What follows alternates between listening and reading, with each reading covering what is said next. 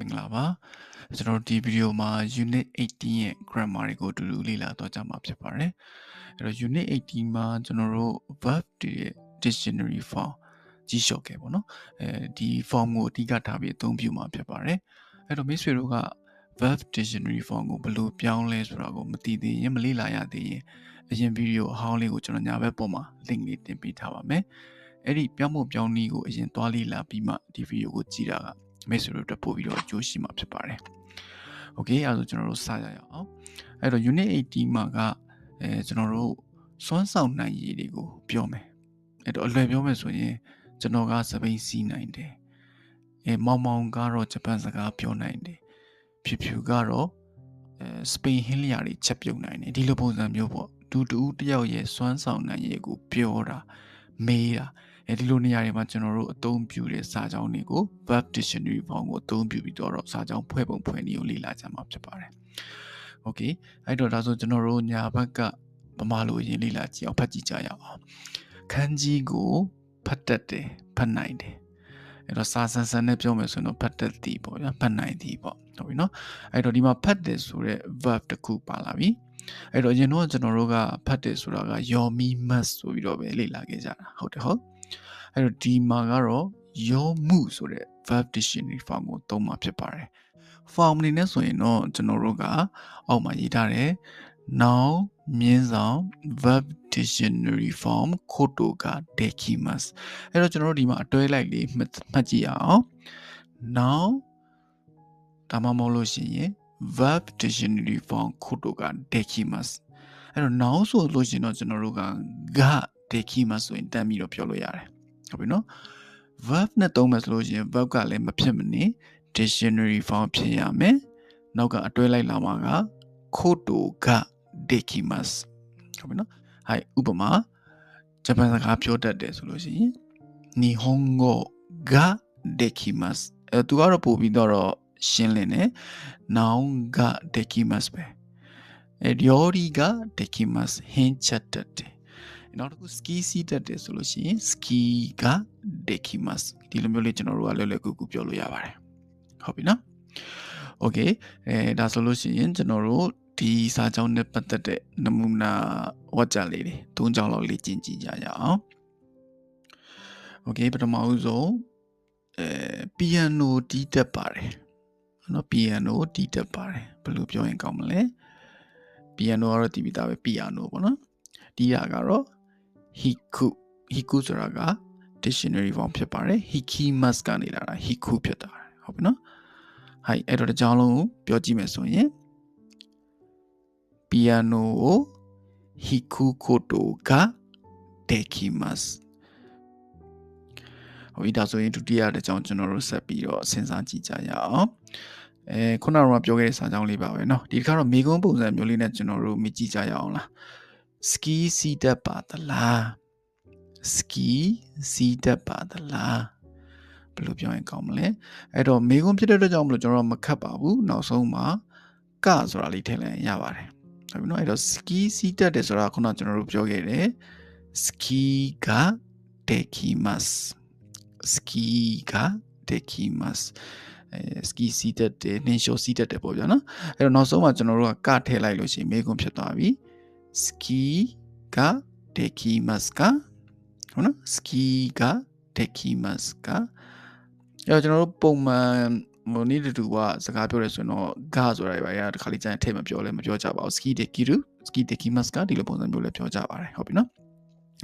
ဟိုက်အဲ့တော့၃ချောင်းမြောက်ကိုကျွန်တော်တို့ဆက်ပြီးသွားတော့စာကြောင်းဖွဲ့ကြည့်ကြရအောင်ဟီရာဂနာရေးနိုင်ပါတယ်ဘယ်လိုပြောရင်ကောင်းမလဲဟီရာဂနာရေးနိုင်ပါတယ်ဟိုက်ဟီရာဂနာခခုကိုတိုကできますဟီရာဂနာခခုကိုတိုကできますဟုတ်ပြီအဲ့ဒါဆိုကျွန်တော်တို့ဒုတိယတစ်ကြောင်းကိုဆက်သွားကြရအောင်အပေါ်တစ်ကြောင်းနားလည်သဘောပေါက်သွားပြီဆိုရင်ဒုတိယတစ်ကြောင်းကပိုလွယ်ပါတယ်အဲ့တော့ဘာလေးပဲကွာသွားလဲဆိုတော့နောက်ဆုံးတစ်ပိုင်းလေးပဲအပေါ်မှာတော့က noun ဒါမှမဟုတ်လို့ရှိရင် verb dictionary form ခိုတိုက dekimasu ကနေပြီးတော့ dekimasu ကိုဖြုတ် des လုပ်လိုက်တာပဲကျွန်တော်အားလုံးတူတူပါပဲ ဟုတ်ပြီနော်အဲ့တော့မြန်မာလိုကျွန်တော်တို့အရင်ဖတ်ကြည့်ကြရအောင်ဝါသနာကစာအုပ်ဖတ်တာဖြစ်ပါတယ်ဒါမှမဟုတ်လေဝါသနာကစာအုပ်ဖတ်ခြင်းဖြစ်ပါတယ်ဟုတ်ပြီအဲ့တော့ဂျပန်လိုဖတ်ကြည့်မယ်ရှုမိဝါဟွန်အိုယောမှုကိုတိုဒက်အဲ့တော့ယောမှုကျွန်တော်တို့ဘောကအတိုင်းပဲ verb dictionary form သုံးထားပါတယ်ယောမိ must မဟုတ်ပါဘူးယောမိ must ရဲ့ verb dictionary form ယောမှုဖြစ်ပါတယ်အနောက်ကတွဲလိုက်ပါလာတယ်ကိုတိုအပေါ်မှာတော့ကတော့ dekimas အခုတော့မဟုတ်တော့ဘူး des ပေါ့အဲ့တော့ဘာမှလို့လဲရှင်းကြည့်ရင်အပေါ်မှာတော့ကတော့ဖတ်နိုင်တယ်ဖတ်တတ်တယ်ဆိုတဲ့ပုံစံမျိုးနဲ့နောက်ဆုံးက dekimas ကိုတွဲသုံးတာဖြစ်ပြီးတော့အခုဒုတိယတစ်ကြောင်းမှာတော့ဖတ်တာဖြစ်ပါတယ်ဖတ်ခြင်းဖြစ်ပါတယ်ဆိုတဲ့အကြောင်းအရာကိုပဲရိုးရိုးတနက်လေးဖော်ပြတာပဲဖြစ်တယ်ဟုတ်ပြီနော်ဒါဆိုရင်ကျွန်တော်တို့ဒီစာကြောင်းအတွက်လေ့ကျင့်တဲ့အနေနဲ့နမူနာစာကြောင်းလေး၃ကြောင်းလောက်စဉ်းစားကြည့်ကြရအောင်အတူတူဟုတ်ပြီနော်အဲ့တော့ဝါသနာကအာကစားပဲဖြစ်ပါတယ်ဘယ်လိုပြောရင်ကောင်းမလဲဝါသနာကအာကစားပဲဖြစ်ပါတယ်ရှုမီဝါ sports des ဟုတ်ပြီနော်အဲ့တော့ကျွန်တော်တို့ဒီမှာ noun နဲ့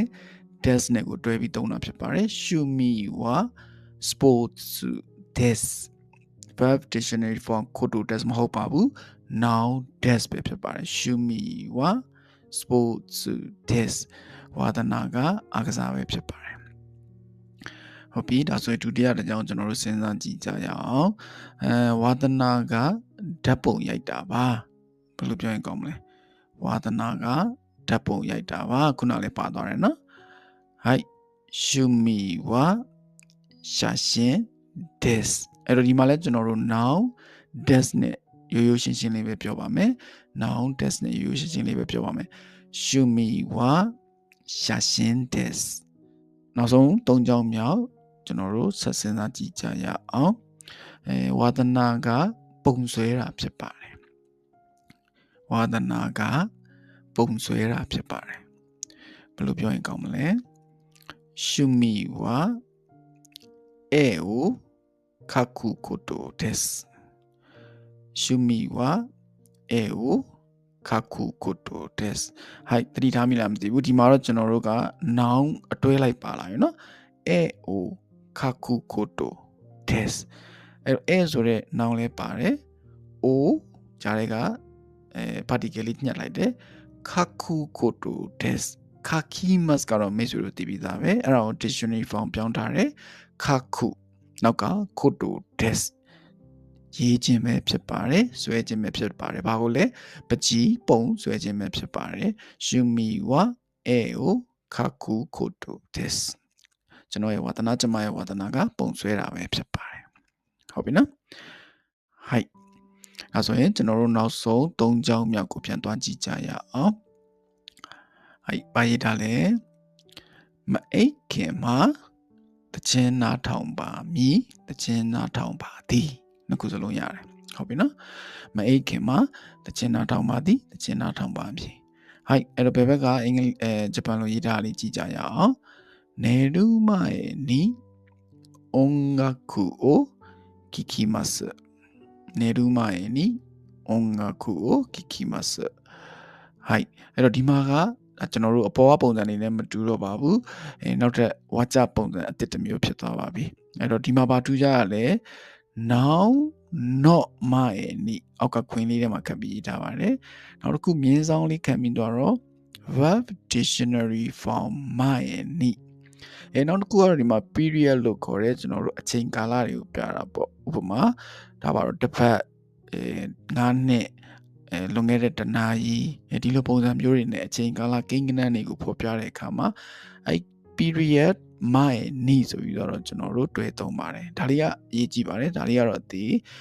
ကြက်ထားနိုင်ပိုကောင်းပါတယ်ဒီမှတ်ထားပါ now not my နီ verb dictionary form my နီအချိန်ကာလပြရဲ period my နီဒီလိုပုံစံမျိုးဟုတ်ပြီနော်အဲ့ဒီမှာနေရုမရဲ့နီဆိုတော့နေရုက verb dictionary form ဖြစ်ပါတယ်အရင်တော့ကျွန်တော်တို့သိခဲ့ကြတာက နေ must ဖြစ်ပါတယ်ဟုတ်ပြီနော်အဲ့တော့နေ must ကိုကျွန်တော်တို့ dictionary form ပြောင်းထားတယ်နေရုမရဲ့နီ အဲ့တော့前にဆိုမိတ်ဆွေတို့တည်ပြီးသားပါမတိုင်ခင်ဆိုတဲ့အဓိပ္ပာယ်ပါပဲဟုတ်ပြီနော်အဲ့တော့နှစ်ခုတွဲပြီးတော့ကျွန်တော်တို့ကြည်လျော်ဘာသာပြန်မယ်ဆိုရင်တော့နေရု前にဆိုရင်မအိတ်ခင်လို့ကျွန်တော်တို့ဘာသာပြန်လို့ရတာပေါ့ဟုတ်ပြီနော်ဘာလို့တလဲ音楽を聴きますတခြင်းနားထောင်ပါတယ်နေရု前に音楽を聴きますအဲ့တော့ဒီအောက်က3မျိုးထဲမှာကျွန်တော်ကအလေကားကောင်းတဲ့ဒီစာကြောင်းကိုဖွင့်ထားတာဖြစ်ပါတယ် verb dictionary form ကိုသုံးထားတယ်နောက်က前にလိုက်လာတယ်နောက်တဲ့စာကြောင်းဆက်သွားတယ်音楽を聴きますနေရု前に音楽を聴きますမအိတ်ခင်မှာတခြင်းနားထောင်ပါသည်ဟုတ်ပြီနော်ဟဲ့အဲ့တော့ဒီစာကြောင်းနဲ့ဆင်တူတဲ့အလားတူဝါကျ3ချောင်းလောက်ကိုကျွန်တော်တို့လေ့ကျင့်ကြည့်ကြရအောင်ဟဲ့အရင်ဆုံးပမာလို့ပြောကြည့်မယ်မအိတ်ခင်မှာဖျားရှိခိုးတယ်ဘယ်လိုပြောရင်ကောင်းမလဲနေရု前にお祈りをしますဟုတ်ပြီနော်နေရု前にお祈りをしますはいအဲ့တော့နေရုဆိုတဲ့ဟာကခုနကတော့စာကြောင်းနဲ့တူတူပါပဲ80ဆိုတဲ့ကောင်ရဲ့ names ရဲ့ verb dictionary form ဖြစ်တယ်前にအတွဲလိုက်သုံးတယ် verb dictionary form 前にမအိတ်ခင်နော်ဘာလို့တလဲဖျားရှိခိုးတာတော့မိတ်ဆွေတို့သိပြီးသားပဲお祈りをしますပေါ့လွယ်ပါတယ်ဒါလေးကဟုတ်ပြီနော်ဒါဆိုရင်ကျွန်တော်ဒုတိယတစ်ကြောင်းအတူတူစဉ်းစားကြည့်ကြရအောင်စားစာမစားခင်လက်ဆေးမယ်အစားအစာမစားခင်လက်ဆေးမယ်ဘယ်လိုရေးရင်ကောင်းမလဲအဲ့တော့ကျွန်တော်တို့ကဒီမှာနောင်ကိုအသုံးပြုကြည့်ကြရအောင်ကျွန်တော်တို့အဲ့တော့စားအစာမစားခင်ဆိုတော့食事の前にဟုတ်ပြီနော်食事の前にအဲ့တော့လက်ဆေးမယ်ဆိုတော့手を洗います手を洗いますအဲ့တော့ဒီကြောင်းလုံးပြောကြည့်ကြအောင်食事の前に手を洗います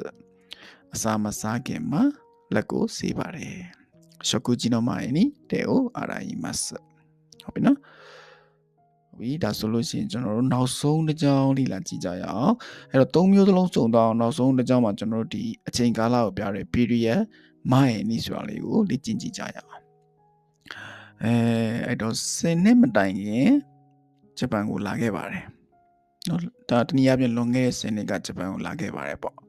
ဘယ်လိုပြောရင်ကောင်းမလဲအဲ့တော့ဒီ period ဆိုတာကအခုပြောတဲ့ကျွန်တော်တို့စဉ်းစားနေကြတဲ့10နှစ်ဆိုတာဖြစ်ပါတယ်ဘယ်လိုပြောမလဲ10နှစ်မတိုင်ခင်ဂျပန်ကိုလာခဲ့ပါတယ်အဲ့တော့ဒီမှာလာခဲ့ပါတယ်ဆိုတော့ကျွန်တော်တို့ past tense နဲ့ရေးရမှာဖြစ်ပါတယ်ဟုတ်ပြီနော်အခုလက်ရှိမှာဂျပန်ကိုရောက်နေပြီလွန်ခဲ့တဲ့10နှစ်ကဂျပန်ကိုလာခဲ့တာပါဆိုတဲ့ပုံစံမျိုးနဲ့ပြောတာဖြစ်ပါတယ်はいအဲ့တော့စာကြောင်းဖွင့်ကြည့်ကြရအောင်10年前に日本へ来ましたဟာလေ10年前にဟုတ်ပြီနော်အဲ့တော့ဂျာနဲ့မှာဘာမှမထည့်ဘူး period 前に10年前に日本へ来ましたလွန်ခဲ့တဲ့10နှစ်မှာ10နှစ်မတိုင်ခင်တုန်းကဂျပန်ကိုလာခဲ့ပါတယ်ဆိုတဲ့ပုံစံမျိုးပါဟုတ်ပြီနော်စင်ပြေမဲ့တင်ပါတယ်အဲ့တော့လေ့ကျင့်ခန်းအနေနဲ့များများတွေ့ပြီးတော့လေ့လာကြည့်ဖို့တိုက်တွန်းအကြံပြုချင်ပါတယ်အဲ့တော့ဒီ channel လေးကဂျပန်စာလေ့လာနေတဲ့မိတ်ဆွေတို့အတွက်ပန်းနိုင်တစ်ခုကိုရောက်ဖို့အထောက်အကူပြုနိုင်မယ်လို့ယုံကြည်ပါတယ်နောက်ဗီဒီယိုတွေကိုမလွတ်တမ်းဆက်လက်လေ့လာနိုင်ဖို့အတွက် subscribe နှိပ်ပြီးစောင့်မျှော်ပေးပါအောင်ခင်ဗျာကျေးဇူးများတင်ပါတယ်ありがとうございます